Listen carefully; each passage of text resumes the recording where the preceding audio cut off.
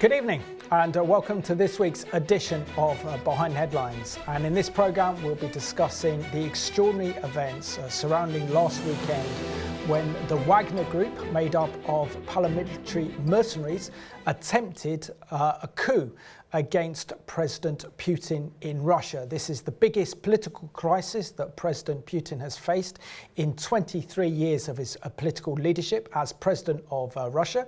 And we'll be asking, will this attempted coup by the Wagner Group lead to the downfall of President Putin, and what will it be its consequences?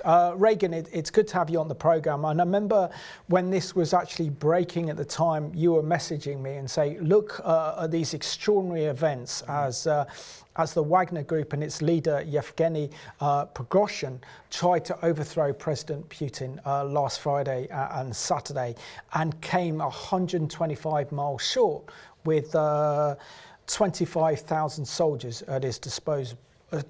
We haven't seen anything like this in recent times, just absolutely extraordinary. Yeah, there's been nothing like this that's occurred during Putin's 23-year tenure over Russia. Of course, there was that period of time where he was not in the presidential role he is in now, but he has always been pulling the strings in some place around, and what we've seen here is nothing short than an attempted coup. The leader of the Wagner Group, the primary instigator of this event, Yevgeny Prigozhin, he has denied that it was a coup. He has said that there was no attempt to overthrow, but that contradicts his public statements, his very public statements, and the actions of the Wagner Group, according to the timeline of events that transpired between Friday night and essentially Sunday morning. Here's a timeline that the Daily Telegraph has provided. There are other resources that you can find that were recording it as it was occurring, and that as Simon and I were conversing on Saturday, this was very much live and playing out across various news platforms. But Friday evening, in the Rostov region, we see that there were border guards who reportedly did not stop a column of Wagner fighters moving through a checkpoint. Friday evening, Rostov-on-Don, Prigozhin says troops enter city. Saturday morning from 7:40 a.m., we see that there are reports of Wagner fighters taking control of military facilities from Russian security source close to Reuters. After 8 a.m., we see that from Moscow, President Putin gave a speech highlighting what's going on. At 9:29, Baza cites 3 locations where movement in the direction of Moscow has been stopped, 3 bridges across the Oka River on the M4, M5, and M2. By 10:30, Voronezh, fire occurs in the depot there. Yelets, by 12 p.m., columns of Wagner fighters have passed the settlement of Yelets in the Lipetsk region of Russia, according to pro-Kremlin Russian telegram channel Rybar. By 12:03 on the M4 route outside Voronezh, Reuters witnesses see the Russian army helicopters open fire at Wagner mercenary military convoy. By 12:13, in relation to Moscow, we see armed police have set up positions on the outskirts of the city. At 12:30, authorities in Russia's Lipetsk region asked people to stay inside their home for security reasons, issuing a warning amid reports that mutinous Wagner mercenaries were transiting the region en route to Moscow. And then we see later on at about 6:35 p.m., 150 miles from Moscow, Prigozhin finally calls off the coup and turns back. After having made multiple statements throughout the day, after things seeming very, very tense, making a very almost unchecked. I mean, there were a few places there, but essentially with great success nearing Moscow, they suddenly call this off. Confusing in many ways. Yeah, very confusing, because primarily Prigozhin would have actually calculated, the Wagner Group would have also calculated that if he doesn't go ahead with this coup d'etat, then he's dead, and so is the Wagner Group, who are open rebellion against President Putin's leadership. So the question is, he said he didn't want to shed innocent blood on his way to Moscow. So it does raise some very strange questions. And I suppose the first question it was, if he knew that he was going to carry out a coup, why did he suddenly stop? I know there are news reports saying that his family were threatened, his wife and 2 daughters, the other members of the Wagner paramilitary, mercenary, private army families were also kind of threatened as well. But also I think there's quite a lot of mafia money involved with the Wagner Group as well. So that makes this kind of very strange to kind of analyse and kind of interpret exactly what's going on here, what the motives. I can actually believe that what we're seeing is there is a huge history between the confrontation between the Wagner private army and its operations in the Ukraine and its conflict with the high Russian military command is causing a conflict. So what we see is here that the leader of the Wagner military group, known as Yevgeny Prigozhin, was becoming increasingly irritated by the Russian military high command and its management of the war in Ukraine. He claims that his military was being used as a meat grinder by the Russian defense minister and chief of staff. He's also come out, as of today's recording, in the front page of the Telegraph, saying that if he was in charge, he could have taken Ukraine in a day. So all these events surround Friday, the 23rd of June, where he attempted a military coup against Putin, lasted 24 hours and potentially could have started a civil war in Russia. The Wagner Group then comprised of 24,000 men, took the second largest city in Russia, Rostov-on-Don, without a single shot being fired, and drove to Moscow. The Wagner soldiers were only 24 miles from Moscow, as the mayor told the residents of the city to remain in their homes. Rebel mercenaries advancing towards Moscow were turned around in what was considered a shock twist of the day of escalating military tensions. We also see that the head of the Wagner Group has said he called off the advanced troops to the Russian capital to avoid bloodshed. The short-lived military coup marks the most serious challenge to President Putin's rule since he came to power back in 1999. And military experts believe that this has dealt a huge political blow to President Putin's political authority and his ability to wage a successful war in the Ukraine. And this coup could herald the end of President Putin. I thought. It's important to go back and to track the formation of the Wagner Group. Many people may have just on surface level been thinking in very generalistic terms of Russia, Russian military, Kremlin. It's not as simple as that. The Wagner Group is a separate private mercenary entity. They've been involved heavily in Ukraine, but also other places, as a private military arm that enables Russia to keep itself at arm's length from essentially the allegations of war crimes. It doesn't really work fully because everyone knows they're very tightly attached, but the fact that Wagner is an unregistered entity outside of the city where its headquarters are in St. Petersburg, technically speaking, it functions as an independent force.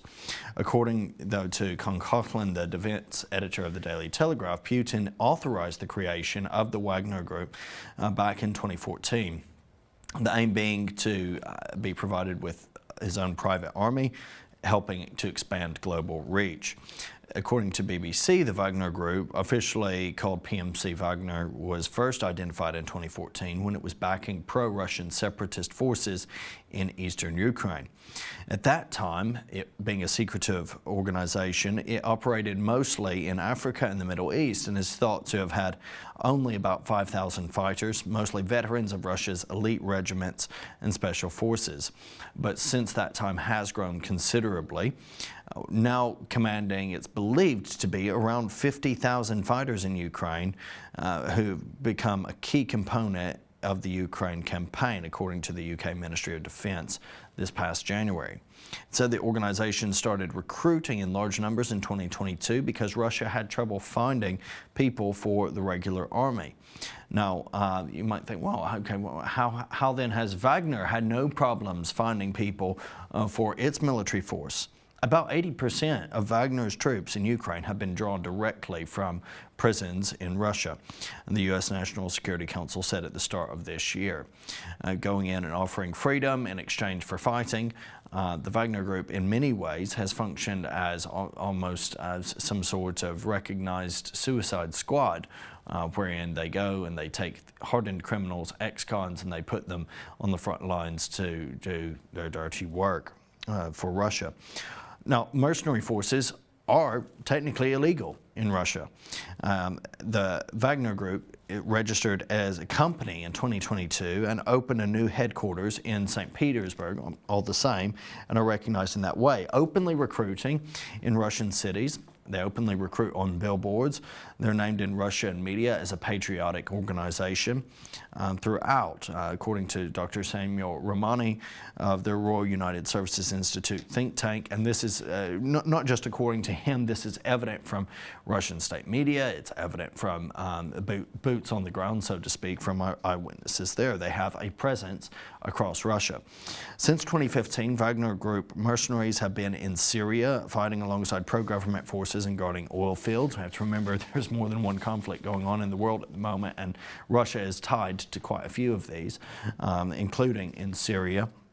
There's also Wagner Group mercenaries in Libya, supporting forces loyal to General Khalifa Haftar. Libya is a disaster zone at the moment. People often forget what's happened in the days following Muammar Gaddafi. It is essentially every man to themselves in Libya. Guns are everywhere on the streets, anyone and everyone fighting anyone and everyone. So, you know, they're attached to that. The Central African Republic has invited the Wagner Group to guard diamond mines. It's thought to be guarding gold mines in Sudan. So we could talk about blood diamonds and their role in that as well. The government of Mali in West Africa is using them against Islamic militant groups. Okay, some people say, well, oh, okay, that's a useful thing, but you can't ally with the devil to fight devils, you know. So that's just the reality. Prigozhin is thought to be making money from these various operations, and the U.S. Treasury says he uses its presence to enrich mining companies which he owns. So there's also business going on here. Yeah, probably multi-million-pound business as well, and these are mercenaries to hire to carry out President Putin's foreign policy, domination around the world. And we also have to realise that it was the Russian intervention in Syria that's helped to actually prop up Assad's failing regime in that civil war in Syria, to stabilise it. This is why he's mobilising support and what have you. So what makes I think the Wagner Group so dangerous is that they are comprised of elite Russian special forces combined with mercenaries. And the fact that Prigozhin himself visited a number of different prisons throughout Moscow to actually recruit soldiers for the Wagner Group, many of them rapists, murderers, and again, the type of people that you don't really want in a well-disciplined army, but then putting on the front line and said, look, if you survive 6 months fighting for the Wagner Group, you know, you earn your freedom. Which is not great for law and order, but it's also to have a tendency then for them to actually commit, and they have done, hideous war crimes. So on the issue of hideous war crimes, according to the Gatestone Institute, Putin's private army, the Wagner Group, is guilty of war crimes on 3 continents. President Putin's private army, the Wagner Group, is being condemned by the United Nations experts from Human Rights Council and independent investigators for committing war crimes and murdering civilians. The Wagner Group is a Russian mercenary militia that offers its services for delicate missions abroad in exchange for access to natural resources rich of the host nation. Something out of a Bond film. While the Wagner Group has played a role in Syria and the Ukraine, is on the African continent where its domestic influence and human rights abuses have been most evident. In Mali, only a few months after the Wagner Group's arrival, they were reportedly responsible for the slaughter of 300 civilians in the town of Mura. Wagner fighters, along with Malian armed forces, are said to have gone from house to house, seizing males and executing them. quote, they were trying to figure out who was the rebel and who was the civilian. They wanted to kill people, according to The Sun.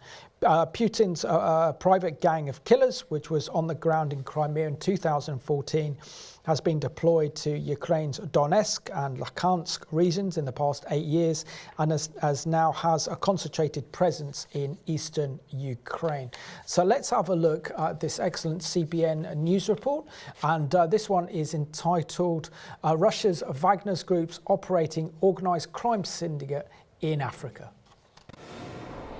Surveillance photos from the French military show Wagner Group mercenaries burying bodies in the African nation of Mali. The Russian private army, known for its atrocities in Ukraine and designated a transnational criminal organization by the U.S. government, has taken its dirty work to Africa, where it's offered its services to a number of governments, expanding Kremlin influence on the continent. Yevgeny Prigozhin's Wagner Group is deployed across several African nations, and officials say where Wagner goes, trouble usually follows. The Wagner Group is in Mali, Chad, Libya, Cameroon, Central African Republic, Sudan, Zimbabwe, Madagascar, and may be moving into Burkina Faso.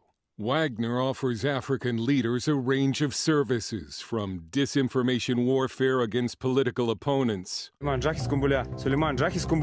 to armed protection against insurgencies, to training for their armies, all tying those African leaders closer to Moscow. South African expert Pauline Bax tracks Wagner operations for International Crisis Group.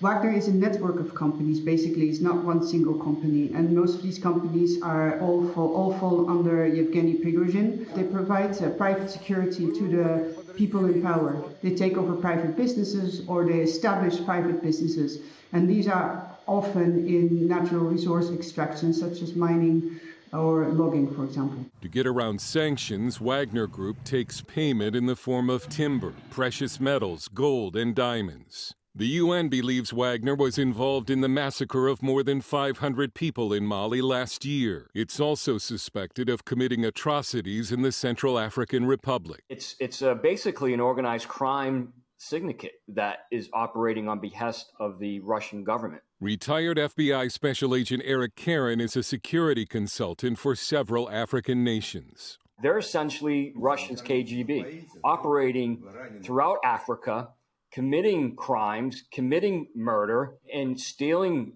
resources from precious diamonds and gold and minerals throughout Africa in exchange for security.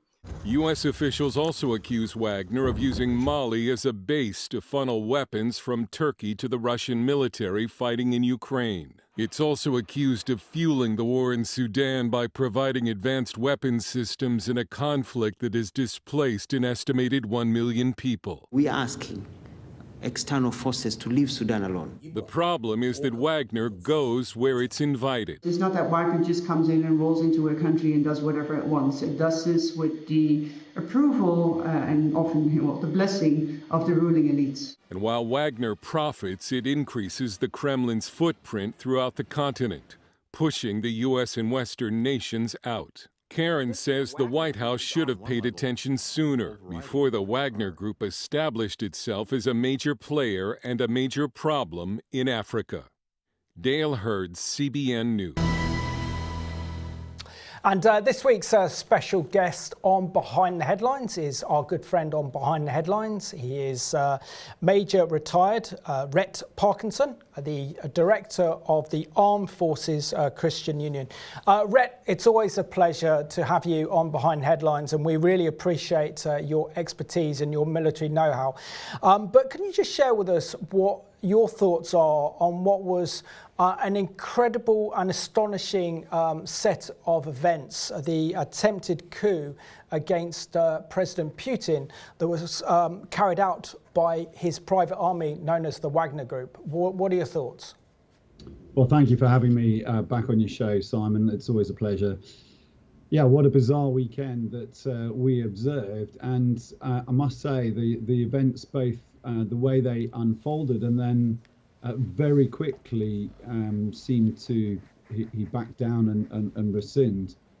were very, very strange. I don't think anyone had predicted that in either direction. Both his initial, what appeared to be assault or approach towards Moscow, and then very rapidly withdrawing his forces back again. And I think there's an awful lot of unknown questions, unanswered questions, really, at the moment that sit out there. You know, how many troops? I've read anywhere between 8,500 and 25,000 troops were involved in this. It was clearly some kind of armored column that headed towards Moscow. And what was he offered, and what kind of guarantees does he have that the FSB, the Secret Service of Russia, and Putin's sort of hitmen are not going to come after him wherever he is? So yes, very odd times, and lots of questions. We can sort of discuss a few and hypothesize a little bit about what might have been happening, but I think only time will tell exactly what was going on this weekend.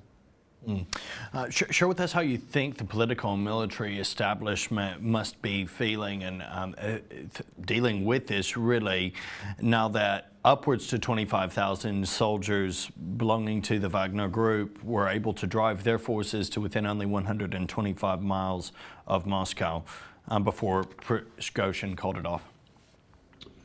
Well, I think there's lots of questions, and if I were Putin, I think, you know, the fact that somebody could get quite that close will have really put the wind up him. There are not, I mean, routinely, we're not at war as a country, but if somebody drove from sort of Scotland down to London, there aren't that many troops that you could get out very quickly. I did read somewhere in one of the media outlets that they did fly a couple of companies of their parachute troops into Moscow who will be staying for a little bit, and they took those from the front line. But really, it's not something that I think they anticipated at all, despite growing rhetoric from the Wagner Group and particularly Prigozhin. And so I think the fact that a threat could, a very credible threat, could rise so quickly, I would be surprised if they're caught in quite the same way again. But it was certainly completely unexpected, and yeah, it'll be interesting to see what happens next in terms of how they reset around Moscow. I think Putin will put a lot more security in and around Moscow, but also just how they try and anticipate such a threat developing so quickly again. And Rhett, share with us from a military perspective why there's such a clash between the Russian High Military Command and the Wagner Group as it relates to the terrible war occurring in the Ukraine. So I think it's been an interesting development over recent years of how what we would have termed, certainly in Iraq, Afghanistan, a private military company. You can be sort of polite about that, and very mercenary, really almost filled with criminal elements. The Wagner Group has grown in size and influence, and really has come to the fore over the last sort of 16 months since Putin invaded Ukraine. And it's clearly created a lot of friction within the armed forces of Russia. And I think one of the things, one of the very first principle of war is your selection, maintenance, the aim. It's understanding one of the first things that normally happens in any coalition that is formed, for example, in 1991, when in the first Gulf War, and again in 2003, is there's quite long arguments or discussions, not just amongst different national elements where you've got NATO, for example, or other nations all providing forces, as to who is in command, but within that, the Army, Navy and Air Force, who is supported and who is supporting who, and who has command and control. And one of the lessons learned, certainly from the Falklands, which we've just celebrated last year, the 40th anniversary of that, was there wasn't clear command and control initially. There was a lot of confusion, a lot of misunderstanding between the army elements and the Navy and the Air Force. And so it's really important that there are clear lines of command and control, as well as all the other bits and pieces. And we've heard a lot of friction from the Wagner Group saying we haven't, our men are dying because we don't have the ammunition, the logistics support that we should have.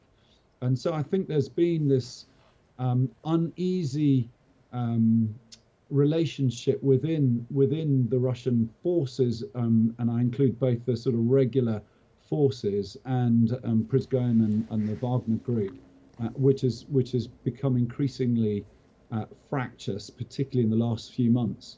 Some commentators have been suggesting that the Wagner Group were just used as cannon fodder, that they recruited widely, particularly from prisons across Russia, on the promise that 6 months, if you survive, then you can go home, and that's the end of your sentence.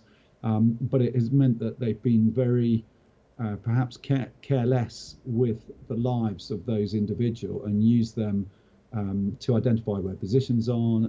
We know they've been used extensively up until recently in around Bakhmut and the very vicious and bloody battle for that.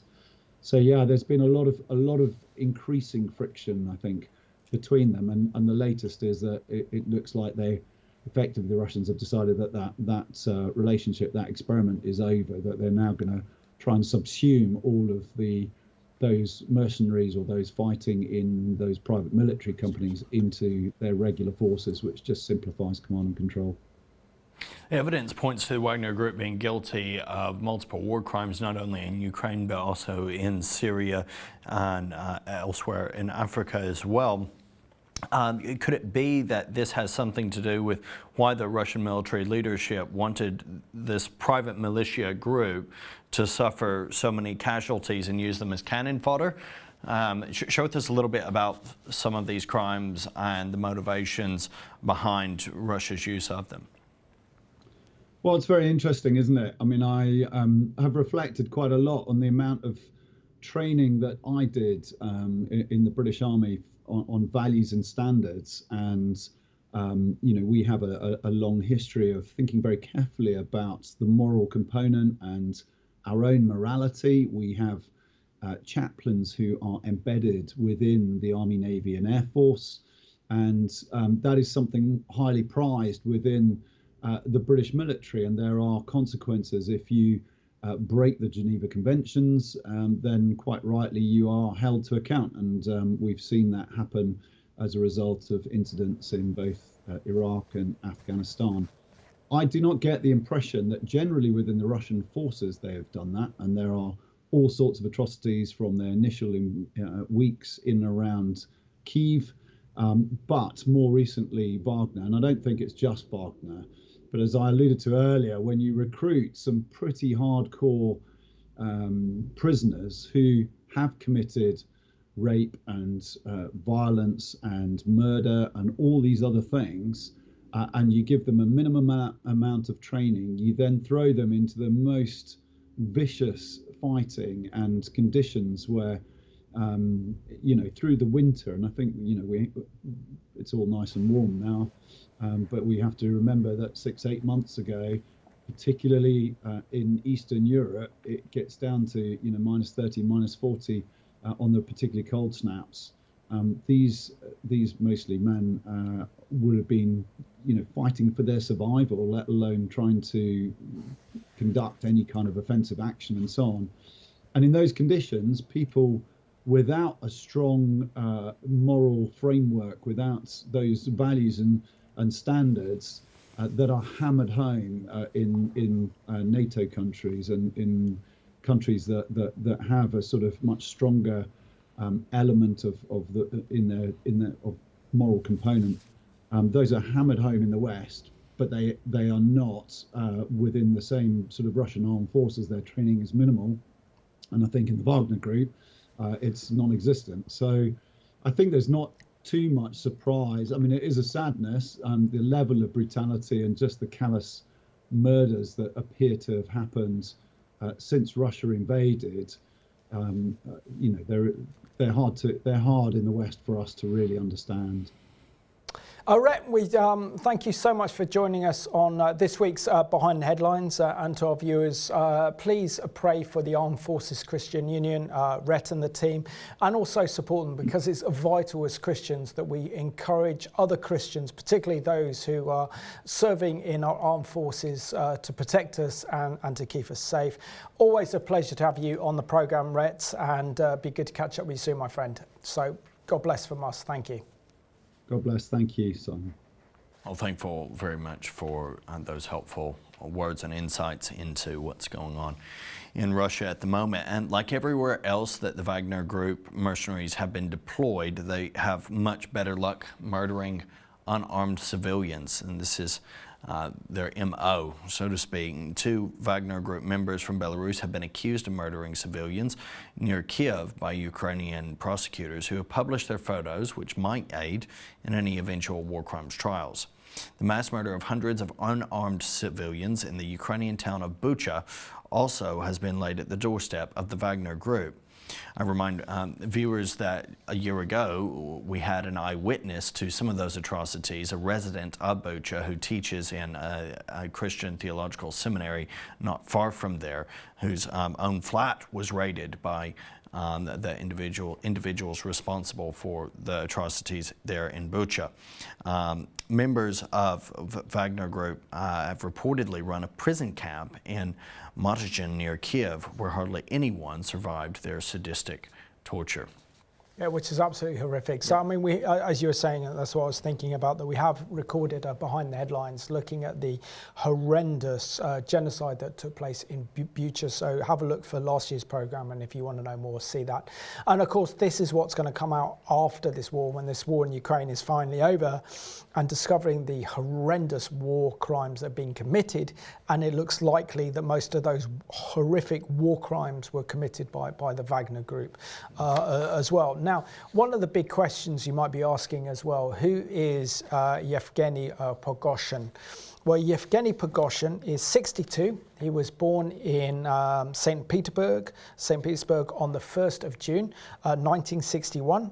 He's married with 2 children and is known as Putin's chef.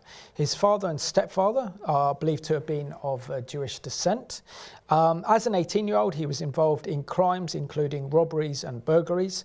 His main claim to fame, according to the Telegraph, was a 13-year stretch in prison for his role in a violent mugging of a young woman in St. Petersburg. He tried to reform himself as a reformed character after his release and made a fortune managing restaurants for the rich and famous in Moscow. That's how he came to know Putin. His catering company also provided meals for Putin, and this is how he got his nickname, Putin's chef. It is believed that he actually founded the Wagner Group in 2014. So let's have a look at this latest CBN News clip that talks about the attempted coup against President Putin by the Wagner Group last weekend. In a video released by the Russian government, Defense Minister Shoigu is said to be inspecting troops in Ukraine. Shoigu was one of the leaders Yevgeny Prigozhin's mercenary army was coming after for alleged corruption and incompetence in running the war in Ukraine. But the biggest victim of the uprising has been Vladimir Putin himself. One UK newspaper cites British intelligence that it was Kremlin threats against the families of Wagner Group leaders that forced them to abandon their march to Moscow. Still, the 36 hours of turmoil left Vladimir Putin looking humiliated and vulnerable. We've seen some very serious cracks emerge. 16 months ago, Putin was on the doorstep of Kyiv in Ukraine, looking to take the city in a matter of days, erase the country from the map. Now, he's had to defend Moscow. Friday, Prigozhin, a longtime Putin ally whose Wagner private army has been fighting alongside Russia in Ukraine, announced a march for justice, effectively an uprising against Russian military leaders. Wagner forces seized control of 2 Russian military hubs in the south Friday, and Russian media reported the downing of several helicopters and a military plane. In Rostov-on-Don, Russians were seen cheering and applauding as Prigozhin and his convoy headed to Moscow. But they never made it. turning back just 120 miles from the capital, amid reports of a deal with Putin calling for Prigozhin to leave Russia for nearby Belarus. Russia now says it's dropping its charges of mutiny against Prigozhin. But the damage against Vladimir Putin's image as a leader who cannot be challenged is by most accounts immense. Perhaps just as importantly, Prigozhin has lifted the veil on Russian state propaganda on the war in Ukraine, telling the Russian people they've been lied to. Putin himself went on national TV to respond to Prigozhin, and Prigozhin said that your government has lied to you. This is not a war that NATO started. There are no Nazis in Ukraine. Taking down the very premise makes it much more difficult for Putin to continue to turn to the Russian people and say we should continue to send people to die in this war. Russian-British commentator Vlad Vexler says the crisis now allows Russians for the first time to consider a future without Vladimir Putin. Now it's a little more possible for Russians and say, what if we don't go down to the bottom of the inferno with Mr. Putin? What if there is an alternative? The White House says it will continue to support Ukraine in its defense against Russia. In a phone call, President Zelensky asked for more weapons and shared concerns that Russia may be planning to blow up the Zaporizhzhia nuclear power plant. Dale Hurd, CBN News.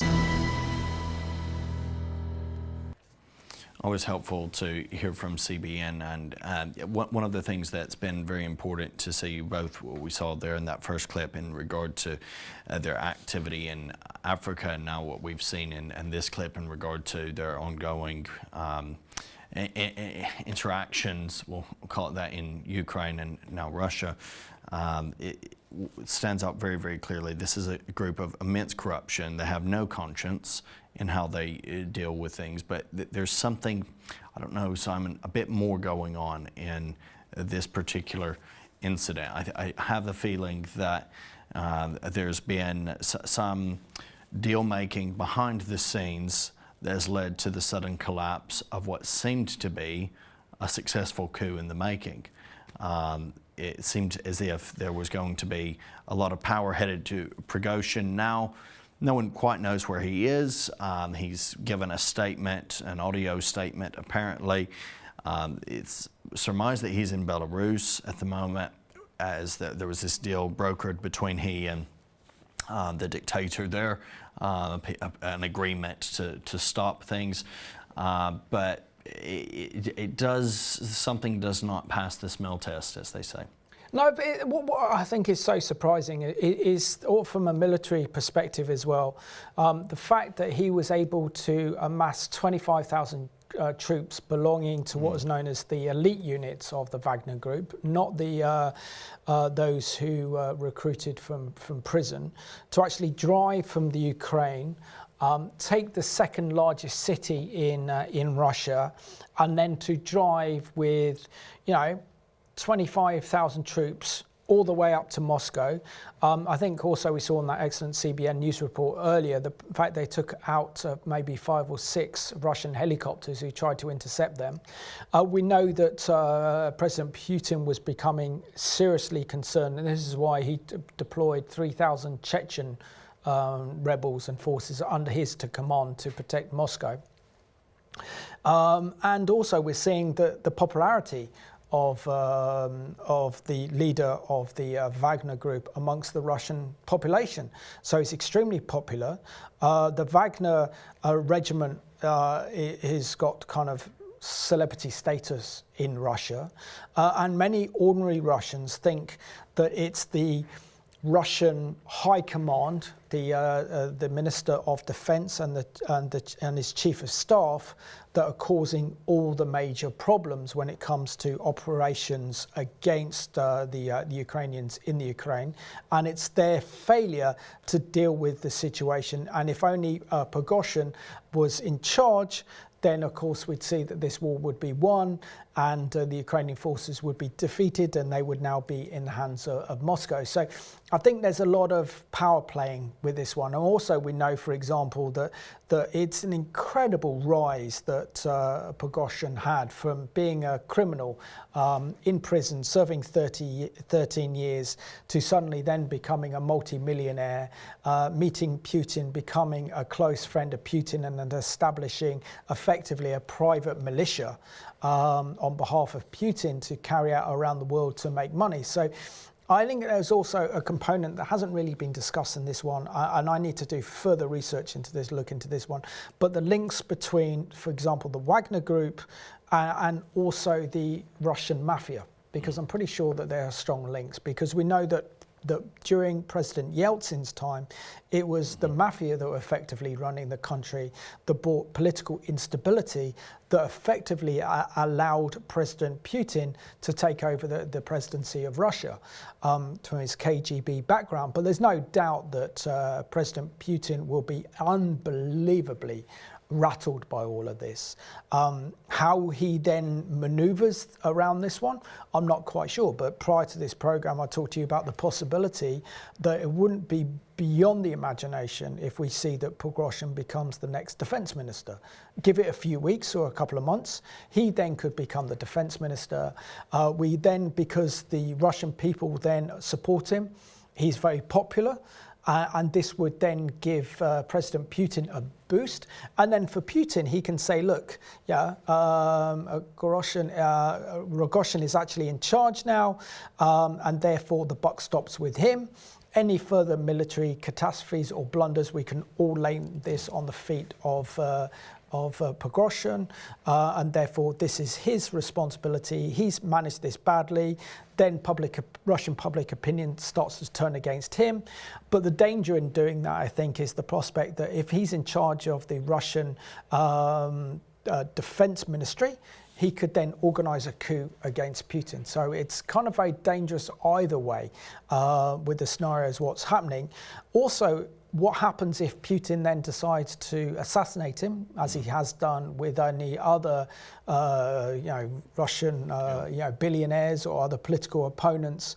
How the Russian people react to this? How the Russian mafia will react to this? So there's a lot of complexities, I think, with everything that's going on. It's fast moving, but normally anyone who is going to carry out a coup wouldn't stop 125 miles south of Moscow and say, we're not going to do this because we don't want to shed innocent blood.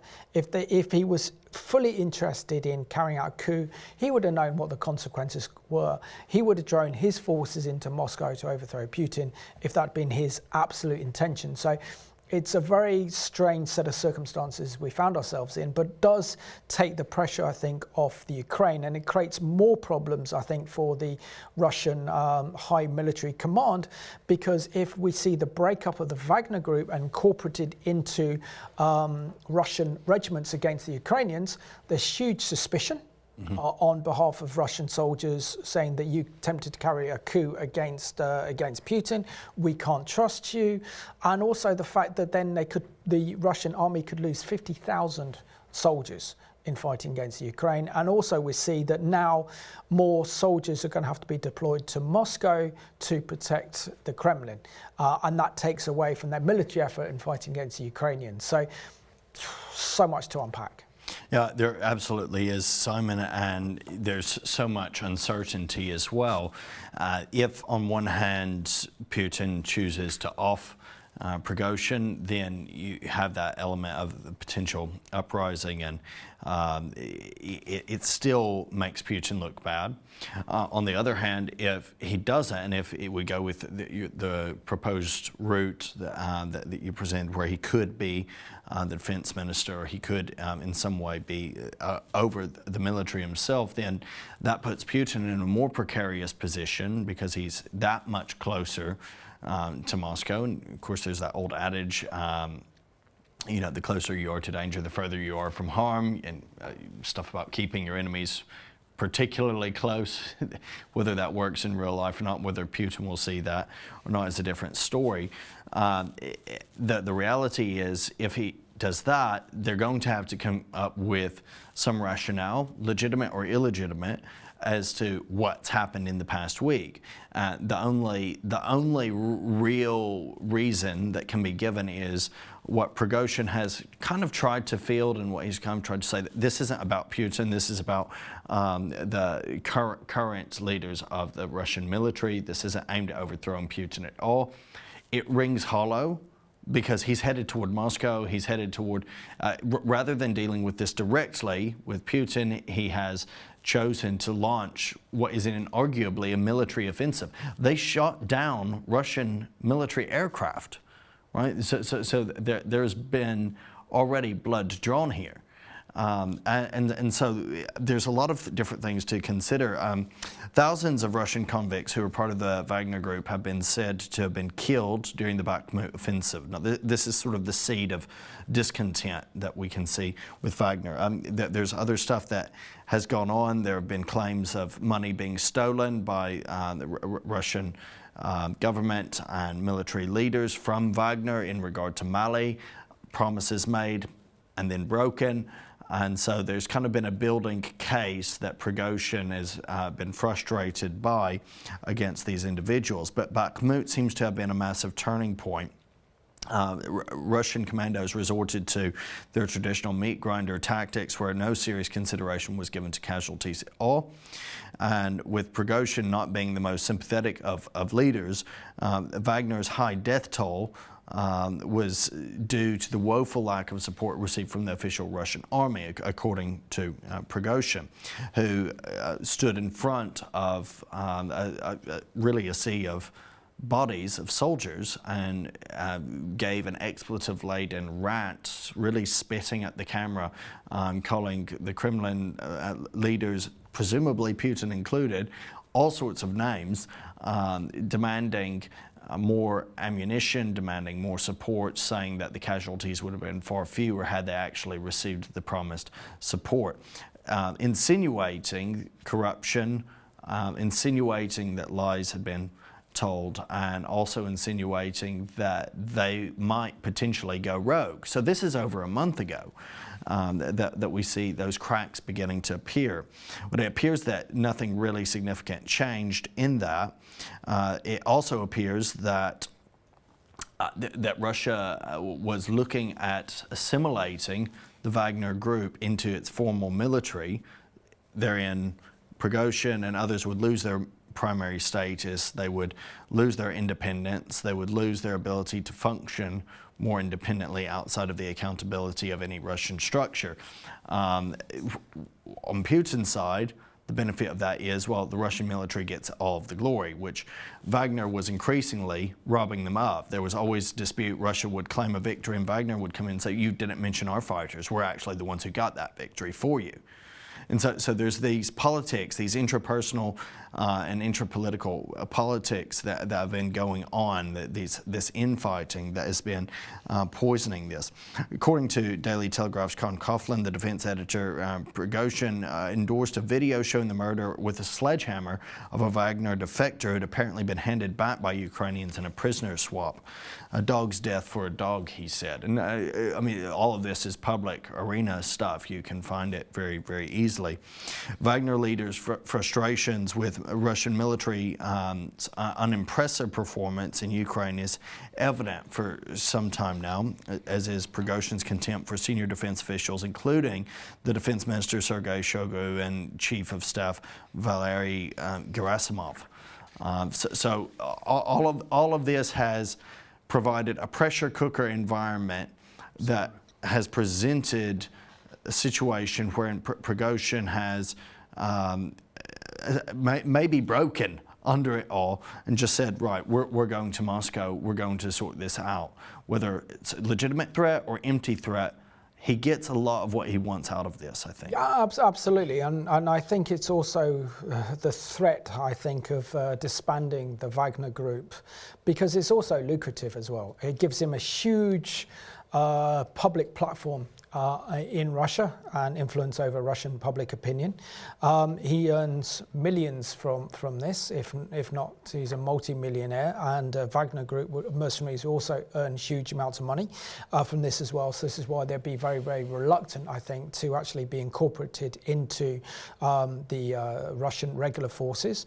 Also, the other aspect of this one, you could say that the Russian High Command are deliberately putting the Wagner Group in harm's way in order to break up and dismantle the Wagner Group. So if they have more casualties than any other regular Russian soldiers, then the Russian High Command can have greater control over them, because as commanders, the one thing that I know from history that they didn't like about the SAS was the fact that the SAS had its own autonomy.